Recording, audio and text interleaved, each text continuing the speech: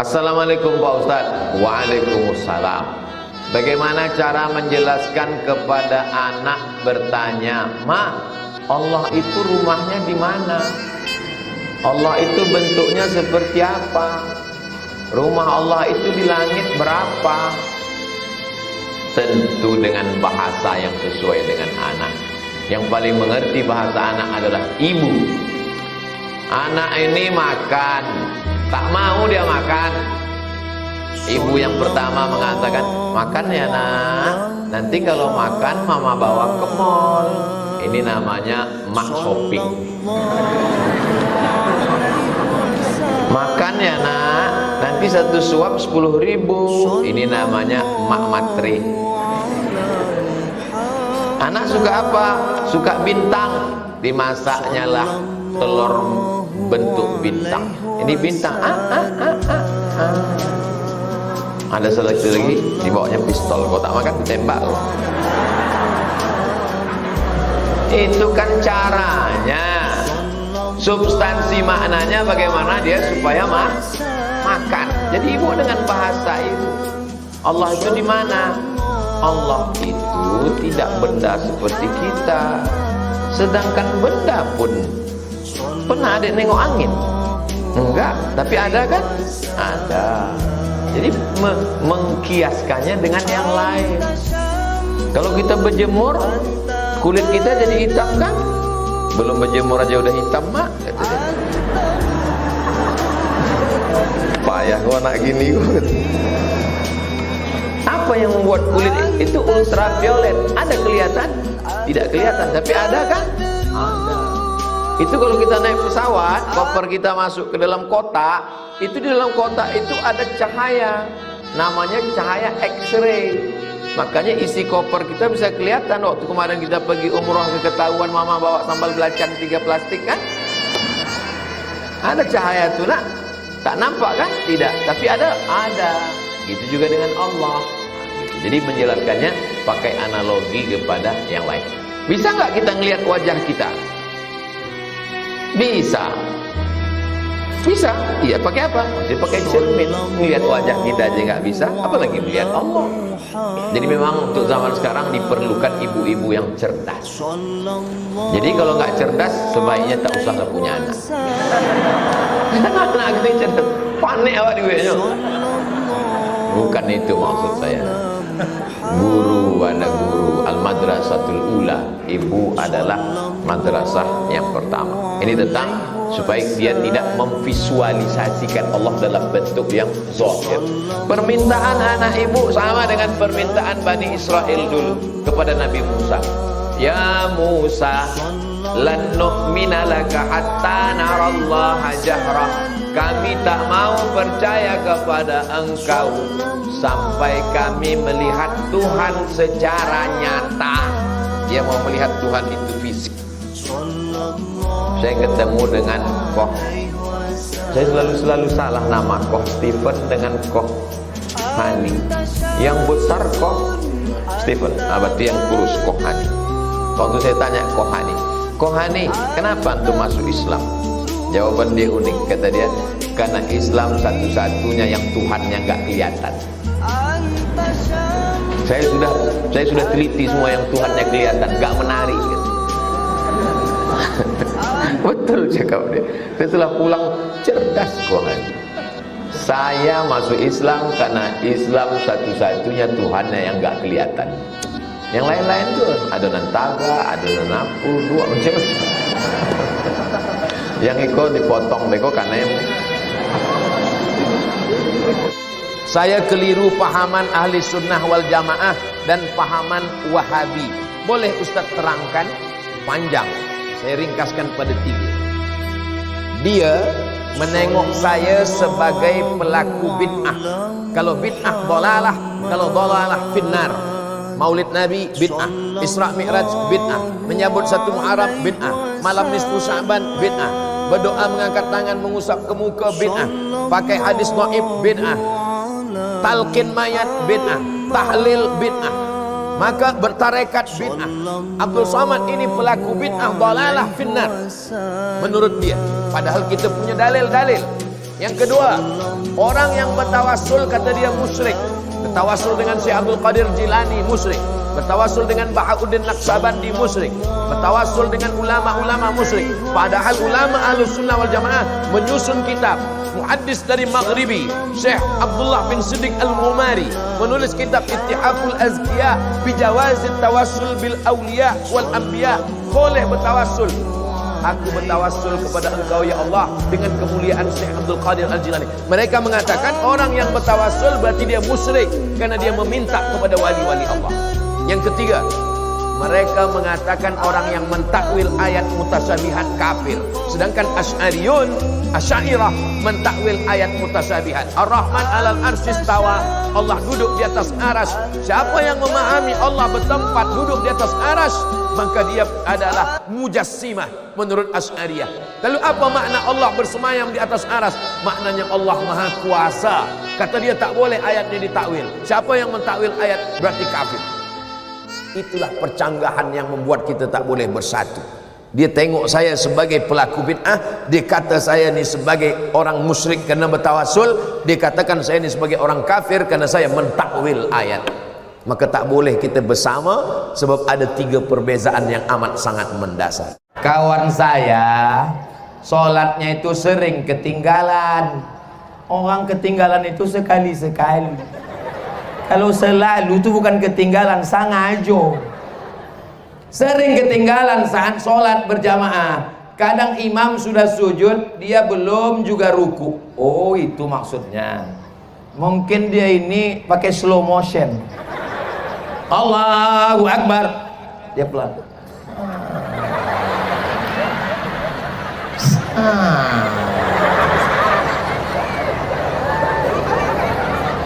Lambat dia sujud, belum juga ruku. Apakah tidak dikatakan masbuk dia Pak Ustadz?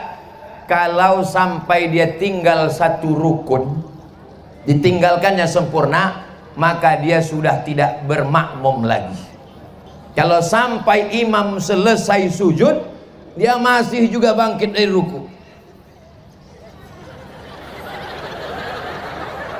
lewat 1 rukun, maka dia sudah tidak dianggap lagi berjamaah. Dan imam pun janganlah pula terlalu cepat. Ini 2 gondangnya ini. Kalau tidak makmum ni lambat, imam ni terlalu cepat. Ada juga imam ni cepat macam pokok buluh di topi pantai. Pas ditanya siapa punya imam tu tadi, Valentino Rossi. Imam tidak boleh kurang dari 1 tasbih yang sempurna. Subhana rabbiyal azimi wa bihamdih. Allah sami Allahu liman hamidah. Rabbana lakal hamdu mil'us samawati wa mil'ul ardi wa mil'u ma syi'ta min syai'in ba'du. Apakah kalau sholat itu mulut bergerak atau tidak? Datang sahabat namanya Khabbab ibnul Ars. Siapa namanya? Khabbab ibnul Ars. Ya Khabbab, kau pernah menengok Nabi sembahyang? Iya. Kau sahabat Nabi? Betul. Bagaimana Nabi sholat? Mulutnya bergerak atau tidak? Nabi sholat zuhur, sholat asar, mulutnya tetap bergerak. Allahu Akbar. Salah satu sebab supaya sholat kita ada tumakninahnya, mulut bergerak. Kenapa orang bisa sholat cepat betul? Karena mulutnya tak bergerak. Allahu Akbar. Tahapu dibaca. Apakah mulut Nabi bergerak? Ya. Dari mana kau tahu mulut Nabi bergerak? Bittirabi lihyati. Ku tengok jenggotnya bergoyang. Jenggotnya bergoyang karena rahangnya bergoyang. Rahangnya bergoyang karena dia membaca. Bagaimana cara dan hukum membayarkan hutang atau piutang yang orangnya sudah meninggal dunia? Cari ahli warisnya. Setelah dapat ahli warisnya, hutangnya berapa? 100.000. Tahun berapa? Tahun 80. 100.000 tahun 80 dengan 2022 sama? Jadi cara menghitungnya bagaimana? Emas. Tahun 80 100.000 misalnya 1 gram. Maka di 2022 bayarnya 1 gram emas. 1 gram emas sekarang berapa?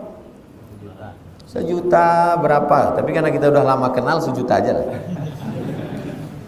Bayarkanlah 1 juta. Dulu aku ngutang ke bapak kalian 100.000, nih aku bayar 1 juta. Sudah dicari ahli warisnya tak ketemu. Serahkan ke lembaga yang dinikmati orang banyak. Namanya masalih ammah, kepentingan umum. Bukan per orang. Yang datang ke masjid nih, serahkan. Ini saya serahkan. Niatnya untuk membayarkan hutang pada orang, karena dinikmati. Masjid ini kan dinikmati orang banyak kan? Dalam satu rumah tangga ada 2 akidah yang berbeda, laki-laki muslim, perempuan tidak Islam. Si suami hendak melaksanakan ibadah sholat 5 waktu di rumah karena masjid tersebut tidak ada. Apakah sholat sang suami itu sah Pak Ustadz?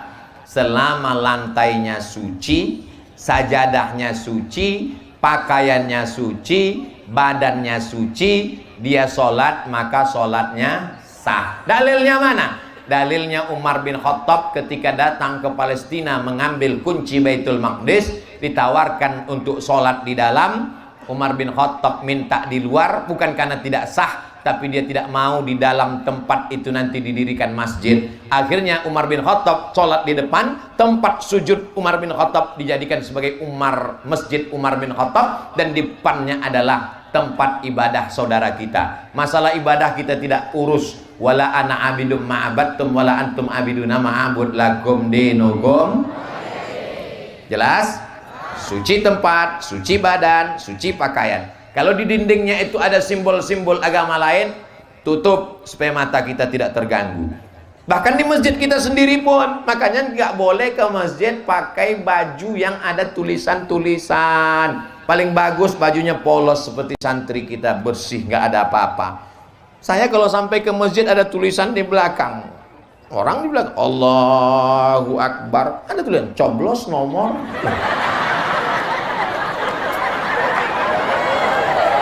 Udah ke masjid datang terlambat, pakai baju kaos, langsung ke depan sop nomor 1, Allahu Akbar, tertulis di belakang. Emang masalah buat lo?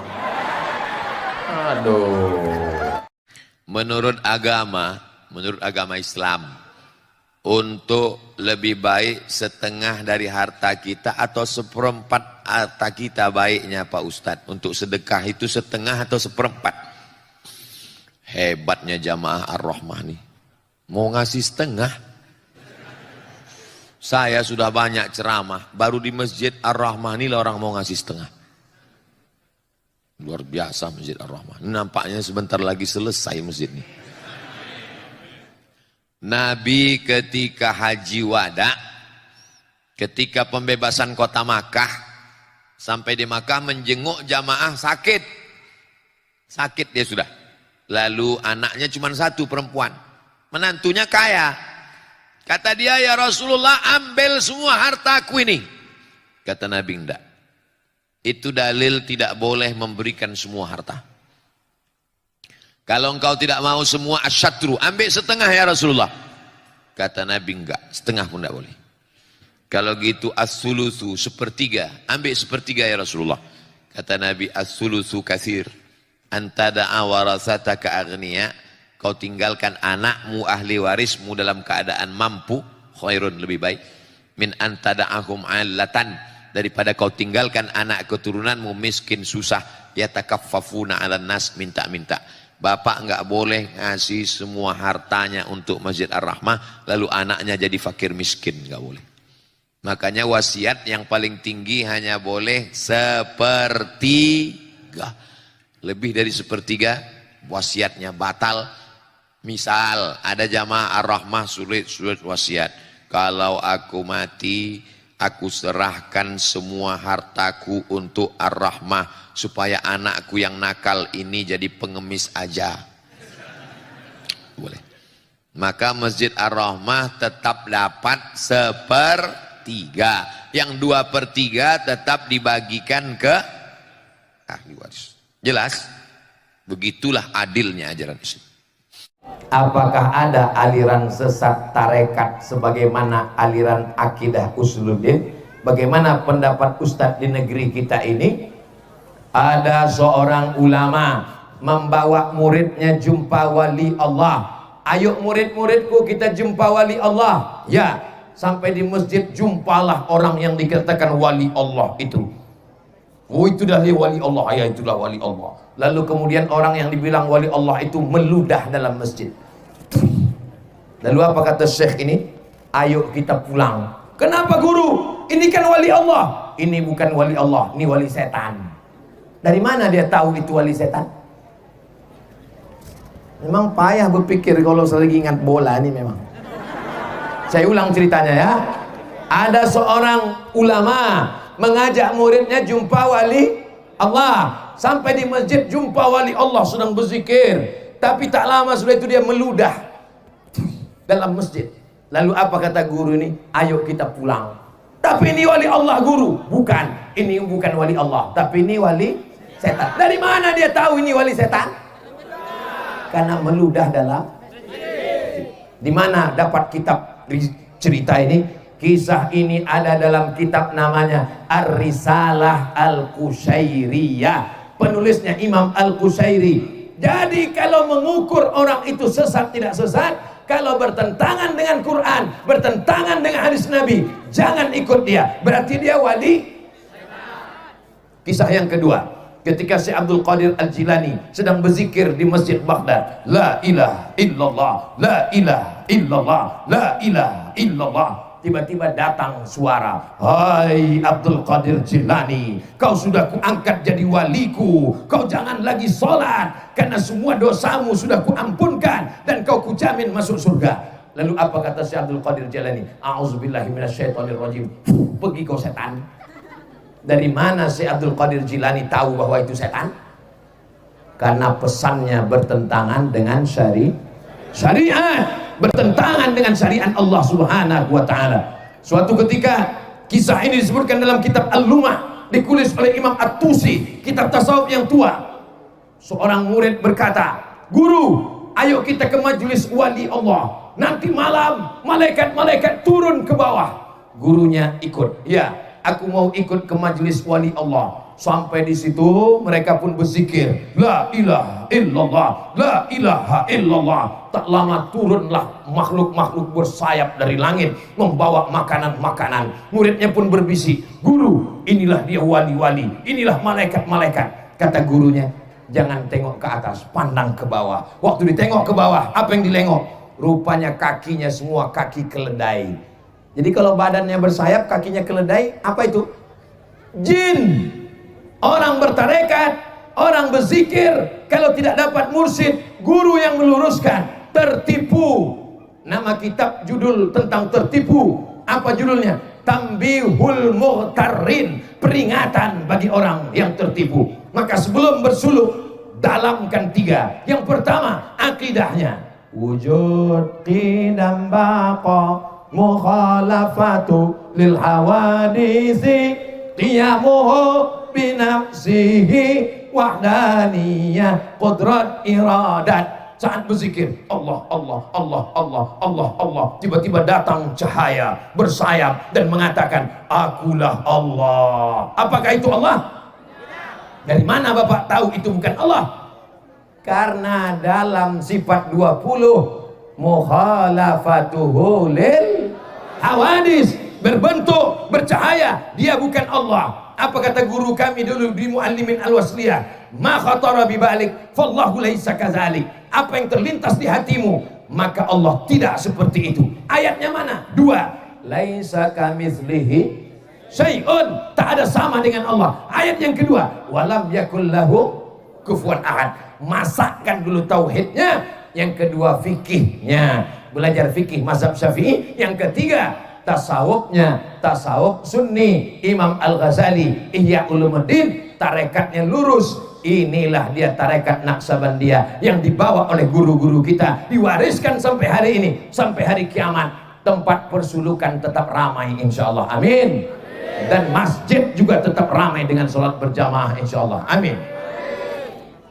Di tempat kami ada 2 masjid, masjid yang lama dan masjid yang baru. Pertanyaan, boleh tak kami memindahkan sholat Jumat ke masjid yang baru? Masjid yang lama digunakan sholat 5 waktu dan keagamaan. Maulid, Isra Mi'raj, nuzul Quran, mengaji. Yang namanya masjid itu ada 2. Kalau ada subuh, zuhur, asar, maghrib, isya, itu namanya masjid. Kalau ada sholat Jumatnya, namanya masjid jami. Berapa masjid?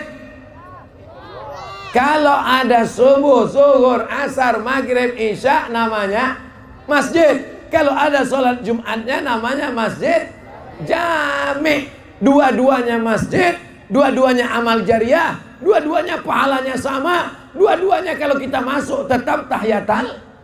Tapi di tempat kita jadi 5: surau, langgar, musola, masjid jami, masjid besar, masjid agung, masjid raya, masjid Islamic Center. Orang Jawa di langgar tak mati. Di bumi Minangkabau, di Melayu, surau. Di Jawa, langgar. Di tempat lain, musola. Surau, langgar, musola, itu namanya masjid. Jadi kalau di satu daerah ada masjid, bolehkah dua-duanya dilaksanakan sholat Jumat? Kalau angka jamaahnya lebih 40 orang, maka dilaksanakan. Di mana ada? Ini jalan raya di Kairo, sebelah kirinya Masjid Husain, kepala Sayyidina Husain, sebelah kanannya Masjid Al-Azhar, bertetangga, bersaut-sautan. Kalau cukup, maka dua-duanya dibuat. Tapi kalau tidak, masjid yang lama agak masuk ke dalam, kurang representatif, dipindahkan ke masjid yang baru, maka status yang lama tidak berubah, dia masjid. Tetap kita masuk tahiyatul masjid, pahala wakafnya tak berubah, hanya saja Jumatnya 1. Mau Jumat 2 boleh, walaupun dekat, dengan syarat tak kurang dari 40 jamaah. Kalau mau dibuat 1 saja dipindahkan, tetap boleh. Maka yang bersedekah, yang berwakaf, tak berkecil hati, karena dia tetap masjid. Jelas? Insya Allah jelas. Jadi kalau ada orang mengatakan selama ini Ustaz Somad itu tak jelas, paket kau tak cukup. 2. Bagaimana status sedekah jariah orang yang berinfak di masjid yang lama? Apakah pahalanya tetap mengalir meskipun masjid tersebut tak digunakan untuk sholat Jumat? Tetap mengalir karena statusnya tetap masjid. Kecuali dibuat pengumuman, mohon maaf, masjid ini sudah dirubah jadi museum. Mohon maaf, masjid ini sudah dirubah menjadi stadion. Maka tidak lagi mengalir. Tapi kalau dia masih tetap masjid, subuh, zuhur, asar, maghrib, isya, maka berlakulah di dalamnya hukum wakaf dan hukum masjid. Wa amruhum syura bainahum.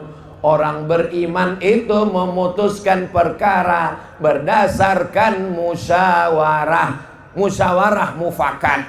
Islam mengatakan musyawarah, Pancasila mengatakan permusyawaratan dalam sila yang keempat. Kita mengamalkan ajaran agama, juga amalkan negara. Insya Allah amanlah kita di negeri ini, insya Allah. Amin ya Rabbal. Saat ini sedang viral tentang nikah beda agama yang disahkan oleh pengadilan negeri. Sementara fatwa Majelis Ulama Indonesia mengharamkan pernikahan beda agama. Bagaimana pendapat Pak Ustadz tentang pernikahan beda agama? Bukan pendapat saya, tentang dalam Al-Quran. La tankihul musyrikina hatta yu'minu. Jangan nikahkan anak perempuanmu dengan laki-laki yang musyrik sampai mereka beriman. Wal abdun mu'minun, hamba sahaya kalau dia beriman, khairun, lebih baik, min musyrikin, daripada orang musyrik. Walau a'jabakum, walaupun mengagumkan kamu hartanya, bangsawan, kaya, punya jabatan dan lain sebagainya. La tunkihul musyrikati hatta yu'min. Janganlah hai laki-laki kamu menikahi perempuan yang beda agama. Wala amatun musyrik mu'minatun, perempuan yang berkulit hitam hamba sahaya, khairun, min musyrikatin wala amatun mu'minatun, perempuan yang hamba sahaya berkulit hitam miskin susah melarat, khairun lebih baik min musyrikatin daripada seorang perempuan yang berbeda agama, walau a'jabatskum, walaupun dia menarik, menakjubkan bagi kamu. Bapak-bapak, ibu-ibu, jaga anaknya.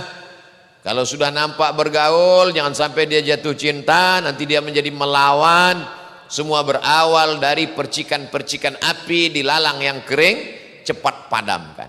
Siapa itu? Teman saya kuliah mah, beda agama, berteman, hati-hati.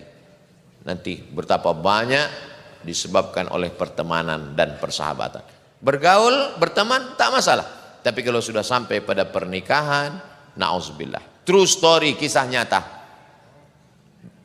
Datang bapak-bapak, ibu-ibu ke kantor Badan Amil Zakat Nasional Provinsi Riau. Saya waktu itu jadi tim sosialisasi zakat. Assalamualaikum Pak Ustadz. Waalaikumsalam. Saya mau nanya masalah agama. Apa masalahnya? Ustadz Somad nggak usah ikut sidang dulu. Kenapa? Ini ada 2 orang yang mau konsultasi agama. Ada apa Bapak Ibu? Nangis dua-duanya. Saya tanya, ada apa Pak? Makin kuat. Saya bilang, kalau Bapak Ibu nangis, nanti saya nangis juga. Apa masalahnya? 5 orang sekali murtad Pak Ustadz. Loh, gimana ceritanya? Anak gadis saya nikah. Ini pura-pura masuk Islam. Setelah anak 3, dia murtad. Anak saya takut nggak makan. Anaknya 3 dibawa. Anak, menantu, cucu. Saya nggak bisa bicara kuat karena ini orang udah tua-tua, 70 tahun. Kalau sempat saya katakan, mengapa? Saya takutnya meninggal. Akhirnya saya bilang, ibu bapak doakan pulanglah ke rumah. Karena nasi sudah jadi tai ayam. Udah 5 orang murtad, bapak ibu masih cerita bubur juga lagi. Jaga anak keturunan kita, jaga. Lihatlah berapa banyak artis-artis yang murtad karena pernikahan, karena pacaran, karena pergaulan. Allah akan menjaga bumi, kepulauan Buton ini insya Allah. Masukkan anak-anak dengan komunitas dakwah. Bau-bau hijrah festival ini membangkitkan semangat. Masya Allah, para alim ulama, tokoh-tokoh masyarakat datang kemari.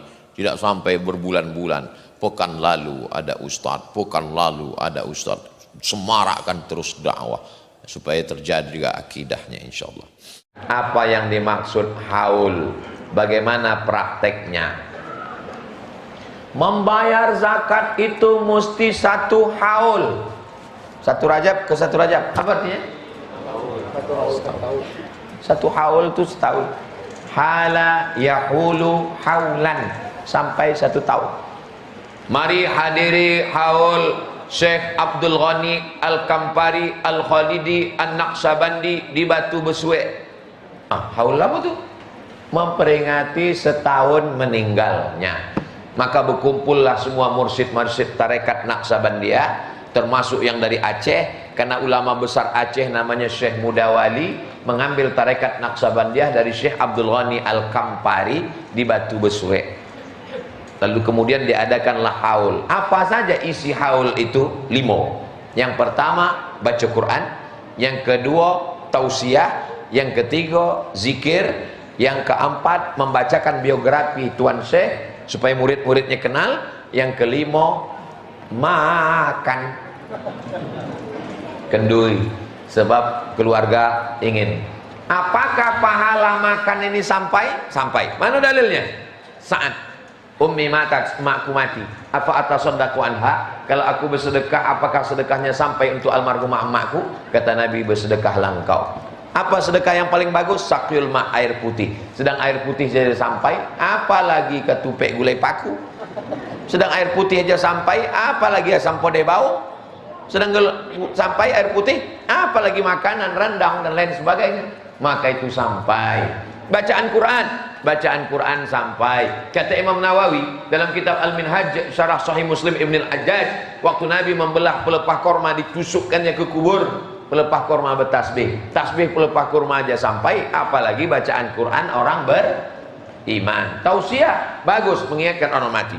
Tapi guru kami Pak Ustadz di Saudi Arabia mengatakan tak boleh haul. Haul itu bid'ah. Itu acara sepekan memperingati Syekh Muhammad bin Abdul Wahab itu apa namanya? Memang namanya tak haul, tapi peringatan, memperingati. Itu ada museum Syekh Ibnu Utsaimin, ini penanya, ini kacamatanya, itu apa namanya? Banyak orang tak mau makan ikan. Makan ikan, Pak, saya nggak makan ikan. Tapi waktu ikan itu di blender, dicampur topung, jadi empek-empek kapal selam. Enak. Itulah ikan tuh, Bang. Paham? Jangan terjebak pada nama. Maulid tak boleh, maulid tak boleh.